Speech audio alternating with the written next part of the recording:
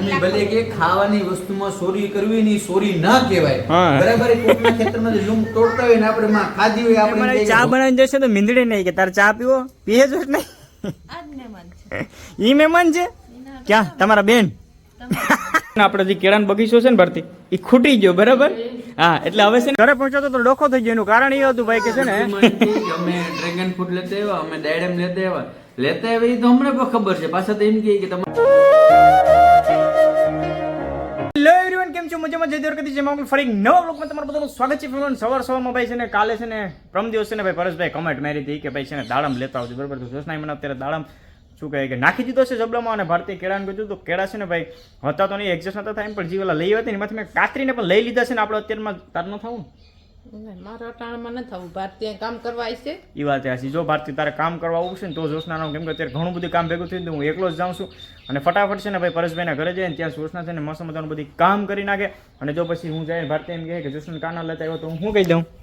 કે તું કામ કરવા આય તો લઈ આવું હા લઈ વાત હતી ચાલો ભાઈ હું છે ને એવી રીતના કહી દઈ બરાબર હું ફટાફટ જાઉં પરેશભાઈને ફેમિલી પહોંચી ગયો છે પરેશભાઈને ઘરે ને પરેશભાઈ ખાસ મને કમેન્ટ કરી હતી ને એટલે મને ખાસ તમારે આવવું પડ્યું બાકી અમે પછી પરેશભાઈ મને વાલે કે કહી કા હા મારા દાદા વિડીયોમાં એમ કહે કે અમે ડ્રેગન ફ્રૂટ લેતા આવ્યા અમે ડાયડમ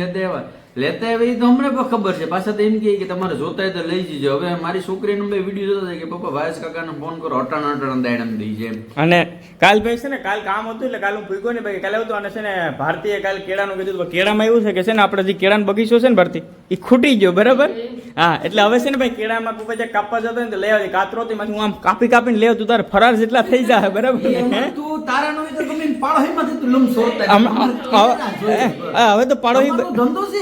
તમે ગમે એડજસ્ટ કરો અમારે કેરા જોઈએ પણ હમણાં ગાડીઓને જ ભરાઈ જ તો પાડોહીને ઓલાથી લેતા પાડોહી નારળ યુઝ કરી દેજો ત્રોપા છે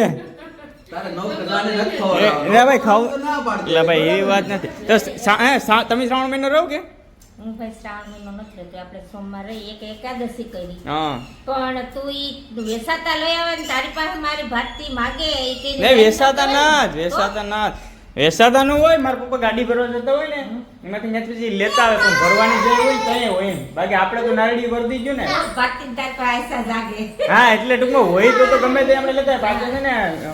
મારા પપ્પા ગાડી ભરવા જાય ને હોય એમાંથી પછી કાતરો લેતા આવે બરાબર હું ભાઈ આજ બાકી કઈ કામ બામ શું છે તમારે આજ થોડી ધીંગાણે છોડવાનું છે અમારે બે માણસ જમ દાંતેડા ને કવાડી બધી લેવાઈ ગયું હવે બધી ચાર રાખ્યું છે પરેશભાઈ ને બરાબર અટાણે વાડીએ કામ કરવા જવાનું છે ને હું એ છે ને નવીરો તો મેં કીધું અટાણે હવારના પરમાં પેલા પરેશભાઈ ને ઘરે જતો ને અમારા નક્ષભાઈ જો આવ્યા ને તો આ બે આની મેરેથી સાયકલ લઈને રમવા માંડ્યો જો ઘરે જવાનો સમય થઈ ગયો છે ને પરેશભાઈ ને ભાઈ વાડીએ જવાનું તો પરેશભાઈ તમારું ફેવરિટ ટી શર્ટ કાઢ્યું કે ભાઈ તમે આવજો તમે બરાબર તમે અમને આપ્યો તો બલ તમારો આભાર ધન્યવાદ દિલથી કે ભાઈ યાર બસ ને યાર હે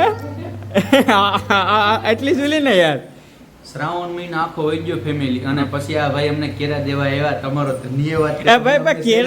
કેરા દીધા એમ ભાઈ કેળા યાર ફેમિલી આપણે છે ને હવે નારળીનો બગીચો થઈ ગયો એટલે બાકી ના હોય ગમે ત્યાં હું તો આપણે લુંબુ મનાસી માણા દેવું હોય ને માણા ગમે એને ઓલા પાડોમાં સોરીને લેતા બાકી દેવા પડે કેરા એટલે પછી વ્લોગમાં મારે કેવા થાય કે ભાઈ કે હું પરેશભાઈને સોરી દેતો નહીં એવું કામ નથી હા એટલે તો કહું પ્રેમથી આવી બરાબર ભાઈ મારા મમ્મી ભલે કે ખાવાની વસ્તુમાં ચોરી કરવી ની ચોરી ના કહેવાય બરાબર કોકના ખેતરમાં લૂમ તોડતા હોય ને આપણે માં ખાધી હોય આપણે એમ કહે કે ભગવાન કરીને એને સારું કરે દુઆ મળે બરાબર તો માગીને જ લઈ લેવાય ને એ વાત છે હાલો તમે બે હવા આવજો બરાબર તમારે પણ આવવાનું છે રેડી ને અમારા અને આ બે જો અહીંયા છે ને જો દાડમ આ છે ને દાડમ ખાવાનું ચાલુ કરી દે પાંચ દાડમ છે ને ભાઈ કંસથી જ આવ્યા ને કે ડાયરેક્ટ રાત તોડ્યા હતા એટલે એટલા બધી પાકેગલ નહીં હોય પણ હશે લગભગ એવા હરખા હશે કદાચ કેમ કે અહીંયા રાત તોડ્યા હતા ને એ માટે હાલે નાખ હવે ઘરે જાવ ને ભાઈ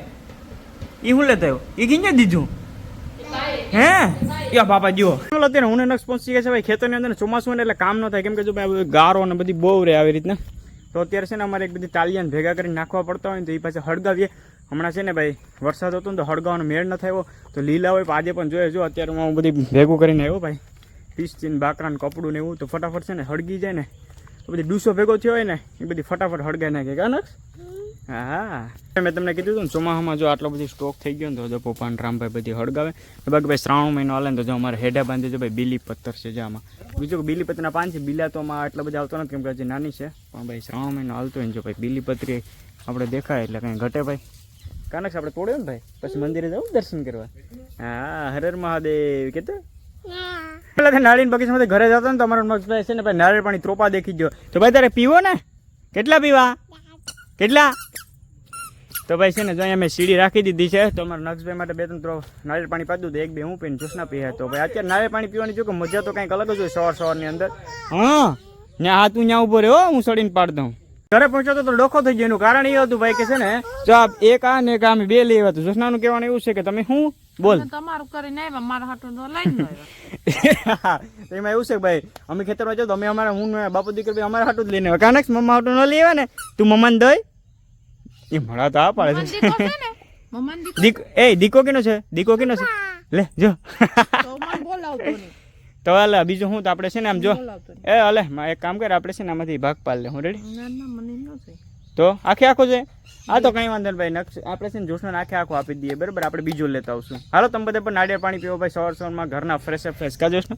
ફ્રેશ સવારમાં પીવા જોઈએ ત્યાં ફોડો પણ આ હેઠે પડે ને બધા વીણી લેજો વીણા વીણા નહીં તમારે વીણવા તો વેલી જ બાકી હું કા એટલે અમારે શું આ સાફ જ કર્યા કરવાનું હા હું નક્ષ તો બાપુ થી ભાઈ પીને આગળ ભાઈ ખાઈ જાઉં છેટા ત્રોપા પણ બરાબર નાખીએ જો કઈ નહીં થાય કાનક લાય દીકરા જો ભાઈ મસ્ત મજાનું અમારું ઘરનું નારિયેળ પાણી એકદમ ફૂટી ગયું છે ને આખો આ તો સલકાઈ ગયું બોલ જોઉં કેટલું પાણી એઠું નાખી દીધું લે મહેમાન આવી ચા બનાવીને જશે તો મીંદડી નહીં કે તારે ચા પીવો પીએ જ નહીં આજ મહેમાન છે ઈ મહેમાન છે ક્યાં તમારા બેન આજ ક્યાં રક્ષાબંધન કાલ છે બરાબર જોશના બેન અટાણી આટો મારો આવી જાય ચા માટે બોલો